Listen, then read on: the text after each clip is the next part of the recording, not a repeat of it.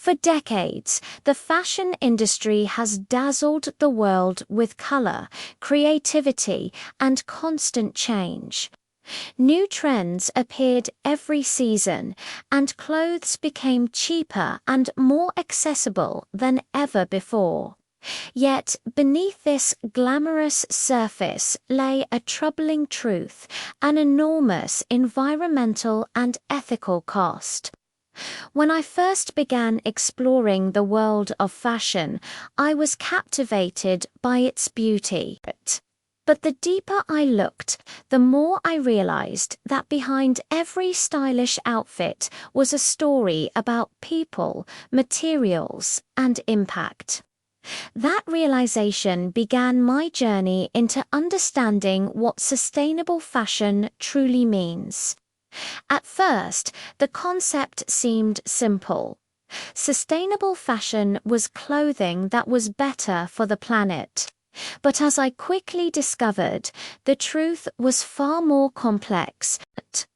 The term covered everything from eco-friendly fabrics to fair wages, from recycling old clothes to reducing carbon emissions. Sustainability was not just about the clothes we wear, it was about the entire system that creates them. My investigation began in a small factory on the outskirts of the city. Rows of workers were sewing garments at incredible speed, surrounded by piles of fabric scraps. The factory produced clothes for global brands, and every day thousands of shirts and jeans left for international stores. Yet many workers earned barely enough to survive. The factory manager admitted that the pressure to meet global demand forced them to produce more, faster, and cheaper.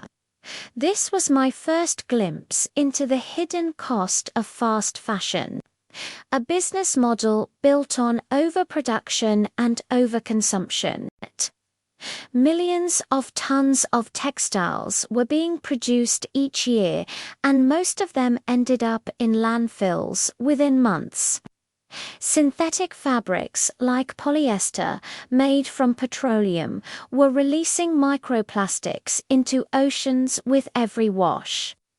The bright colors of fashion hid a darker reality: pollution, waste, and exploitation. But the story did not end there. A new generation of designers, scientists, and entrepreneurs began to challenge the old system. They believed that fashion could still be beautiful without destroying the planet. This movement gave birth to sustainable fashion, a revolution that aimed to redesign the entire industry from the ground up. One of the first innovations I discovered was organic and regenerative fabrics, instead of relying on synthetic materials. Designers began turning to natural fibers such as organic cotton, bamboo, and hemp, grown without harmful chemicals. Some companies even experimented with lab-grown textiles made from algae or recycled food waste. The goal was to create fabrics that used less water, fewer pesticides, and produced minimal waste. Equally inspiring was the rise of circular fashion, a concept that reimagined clothing as part of an endless cycle. Instead of buying and discarding, consumers could rent, repair, and recycle their garments.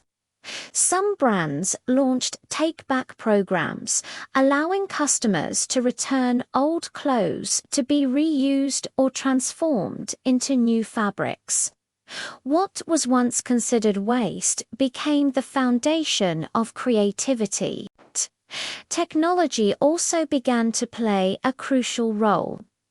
Artificial intelligence systems analyzed production data to predict demand and reduce overstock. Digital design tools helped brands create virtual samples, saving materials that would otherwise be wasted. Even blockchain technology entered the scene, tracking a garment's journey from cotton field to store shelf, ensuring transparency and ethical sourcing. But sustainable fashion was not only about technology, it was also about values. Many designers began to focus on ethical production, ensuring that workers were paid fairly and treated with respect. I visited small studios where artisans crafted garments by hand, preserving traditional skills and local culture. Each piece carried not only fabric and thread, but also pride, heritage, and human dignity. Still, the biggest challenge remained consumer behavior. Sustainability could not succeed unless people changed how they bought and used clothes. The fast fashion mindset, buying cheap items, wearing them once and throwing them away, had to be replaced with a slower, more mindful approach. I remember standing in front of my closet one day, realizing that half of my clothes had been worn only once or twice. That moment was eye-opening. I decided to follow the buy less, choose well, make it last philosophy. Instead of chasing trends, I began focusing on timeless designs, durable fabrics, and ethical brands. The more I learned, the more I understood that true style was not about quantity, it was about consciousness. Sustainable fashion also led me to explore creative solutions such as upcycling, transforming old garments into new ones. I started altering old jeans, stitching patches, and dyeing faded shirts to give them new life. It was fun, personal, and surprisingly empowering. Clothing became not just something I bought, but something I created. As I continued researching, I realized that sustainable fashion was not just an environmental movement, it was a social one.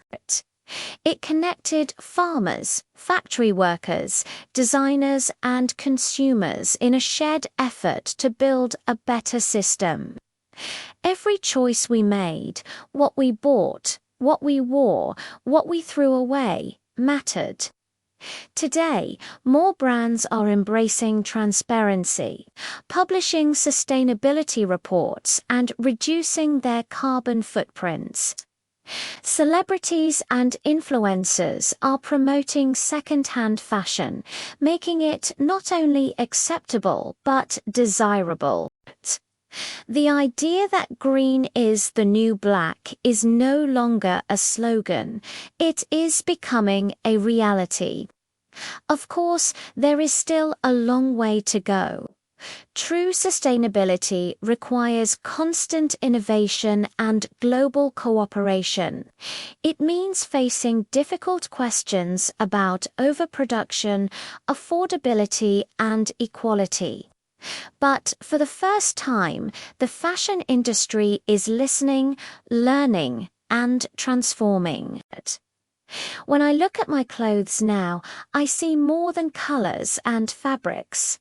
I see farmers who grew the cotton, workers who stitched the seams, designers who envisioned new possibilities, and innovators who turned waste into art.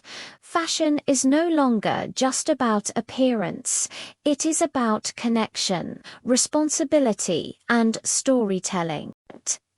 Unraveling the mystery of sustainable fashion taught me one powerful truth.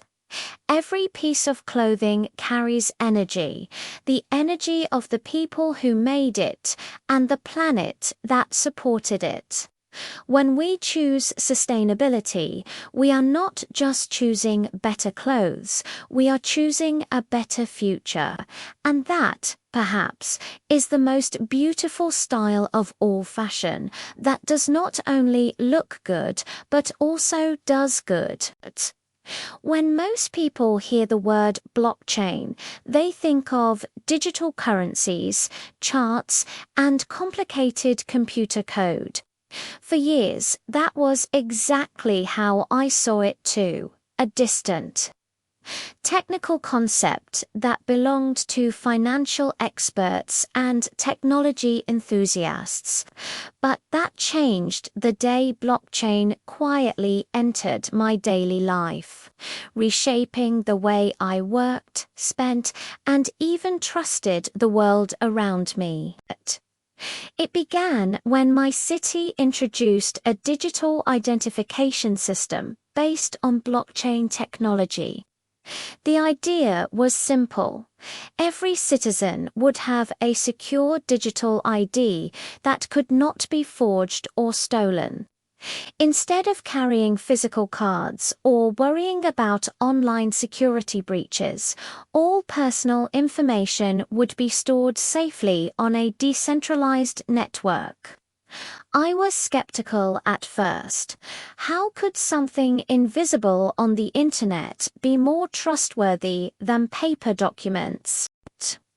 When I registered, the process surprised me. There was no long queue, no piles of paperwork. I scanned my face and fingerprint once, and within minutes, I had a verified digital identity, one that belonged only to me, stored across hundreds of servers instead of a single database. Every time I used it, blockchain confirmed who I was through an unchangeable record. It was simple, yet incredibly powerful. Soon I noticed how this invisible network began connecting different parts of my life. When I paid my utility bills, I used a blockchain-based payment platform. When I visited the doctor, my medical history was instantly available, securely stored on the same network, visible only to me and authorized doctors.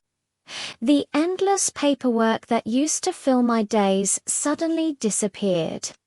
The change was subtle at first, but soon I realized that blockchain was redefining trust.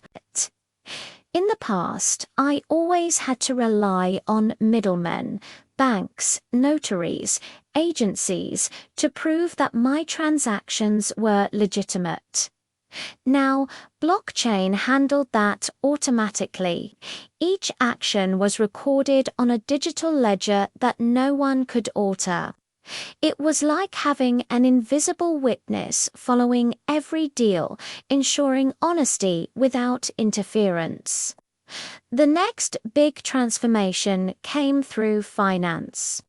My employer switched to a blockchain-powered payroll system. Every month, my salary arrived instantly, with full transparency. I could see the record of the transaction, who sent it, when, and how it was verified, all without waiting for banks to process it.